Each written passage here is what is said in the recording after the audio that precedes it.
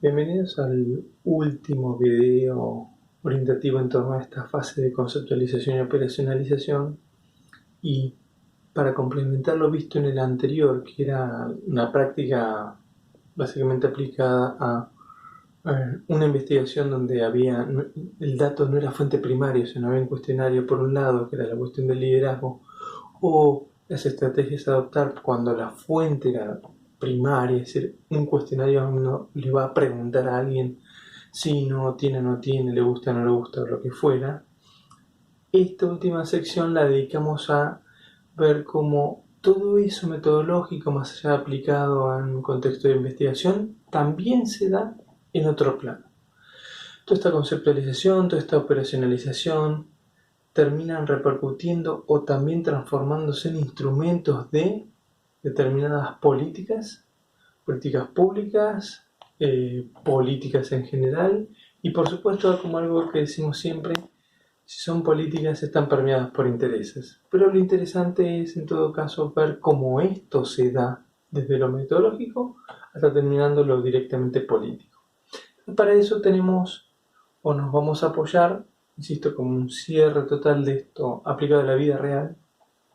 en tres cosas, situaciones, videos o lo que fuera, o instrumentos de apoyatura. Primero es una charla, un video sobre las cuestiones de las modificaciones de los diseños, la influencia de los diseños, a veces no tan puros, en un contexto de propuesta de trabajo, sea investigación o trabajo propiamente dicho. Os invito a, el link está junto con el mensaje con el que va el link de este YouTube,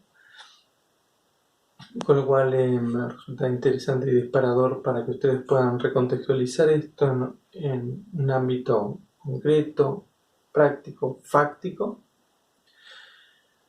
Luego recomiendo que vayan a leer el texto, que no lo tenemos digitalizado, no está en YouTube ni nada por el estilo, sino simplemente un texto impreso en torno a lo que nosotros sintéticamente lo titulamos como gotitas.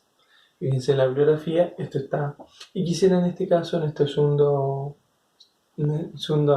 material de apoyatura a cierre, hacer una pequeña aclaración. Este trabajo está realizado en un contexto de práctica psicopedagógica y médica, o por lo menos de medicina formal alopática, digamos. Entonces hay algunos términos que tal vez para nosotros como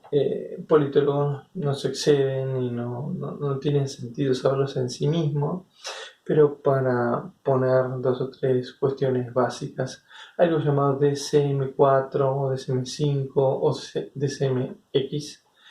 que son actualizaciones en torno a determinadas patologías, sobre cómo diagnosticar cuando uno hace una evaluación psicopedagógica a un niño o a un adolescente respecto a determinados trastornos del aprendizaje o trastornos en general.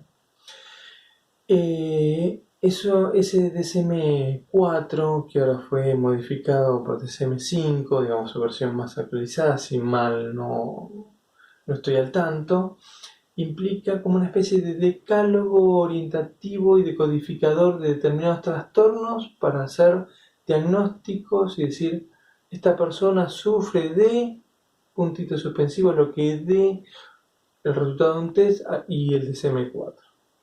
o varios tests en realidad, por ejemplo. Entonces, ¿a qué viene esto? Bueno, que Gotitas hace mención a todo ese mundo en torno a que, dado el determinado trastorno detectado, en algunos casos, o aplicado este DSM, el número que les corresponde, a veces se considera una patología plausible de ser medicada o no.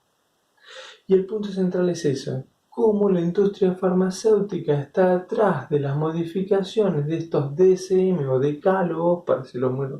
rápido y coloquialmente, y cómo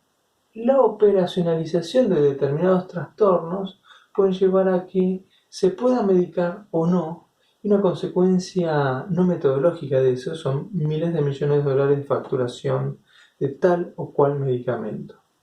No me anticipo, simplemente les digo, léanlo porque eso es real, no es un invento de la cátedra, no es algo preparado como un ejemplo teórico, es algo concreto y cotidiano, actual, y que factura miles de millones de dólares o deja de facturar en torno a ¿se involucra o no se involucra tal trastorno como patología dentro de un decálogo de patologías a tratar en un mundo que no es el politológico, sino el de las ciencias médicas o psicopedagógicas, etcétera? Es decir, esto de la conceptualización y la operacionalización se filtra en todo y en cuestiones muy concretas.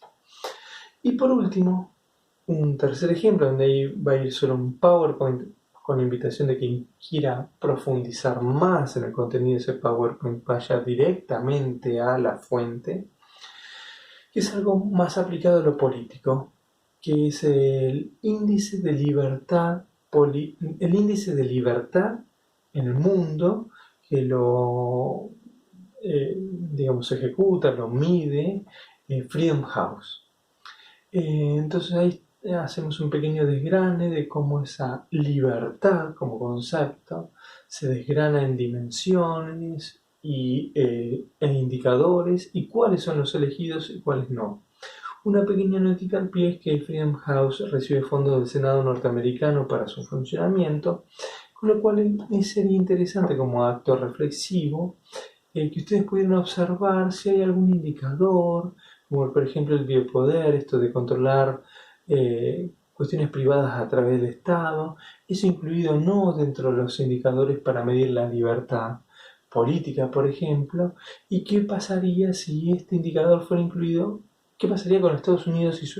y su resultado final de libertad si este indicador fuera incluido o no. Por supuesto, hay millones de indicadores que podrían incluirse y podrían sacarse o podrían mejorarse y los resultados indudablemente variarían. Bueno, esa es parte del ejercicio final, por constatar cómo de repente tenemos algunos indicadores o índices que nos marcan cosas muy nobles como la libertad, pero teniendo en cuenta que nos financia podemos ver su influencia. Un ejercicio más, sí, un ejercicio más, pero que tiene alta influencia política en la medida en que nosotros usemos esos datos para tomar decisiones políticas. Entonces, nuevamente cerramos con esta forma crítica de ver la aplicación del conocimiento científico a la realidad práctica y pragmática. Dime quién te financia y te diré cómo investigas. No siempre es así, pero tienen un caso donde ustedes puedan evaluar, reflexionar y hacer un cierre teórico, empírico y político del tema. Esos son los 3 puntos o 3 apoyaturas en las que hacemos el cierre de esa charla sobre diseños y ética en definitiva. Gotitas para ver algo de cómo esto influye en lo cotidiano, aunque no sea político, y Freedom House y su índice de la libertad para ver cómo esto toca ya no el ámbito médico o psicopedagógico, sino netamente político, que como politólogos que somos o pretendemos ser, creo que es un tema que nos puede llegar a tocar e interesar. Bueno, espero con esto que hagan un cierre reflexivo, que los aportes brindados en los anteriores videos y en las apoyaturas de esta les hayan servido para crecer. Muchas gracias.